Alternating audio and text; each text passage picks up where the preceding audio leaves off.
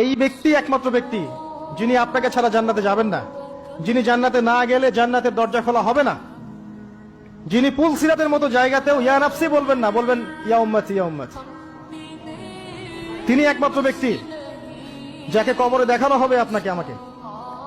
তিনি একমাত্র ব্যক্তি যিনি অঝর নয়নে আমাদের জন্য কেঁদেছেন রাতের বেলা আল্লাহর কাছে, যিনি হাউজে কাউসারে থাকবেন আমাদের জন্য, যেটা আমরা পানি পান করতে পারি। এই ব্যক্তিকে গালি দেয়া হয়, এই ব্যক্তিকে তার চরিত্র নিয়ে কথা বলা হয়, এই ব্যক্তিকে নিয়ে কত কিছু করা হয়। আল্লাহ পাক তাদেরকে হেদায়েত নসিব করুন। অথচ এই ব্যক্তি মুহাম্মদ সাল্লাল্লাহু আলাইহি ওয়াসাল্লাম বলেছেন, কাশ আমি যদি আমার ভাইদেরকে দেখতে পেতাম।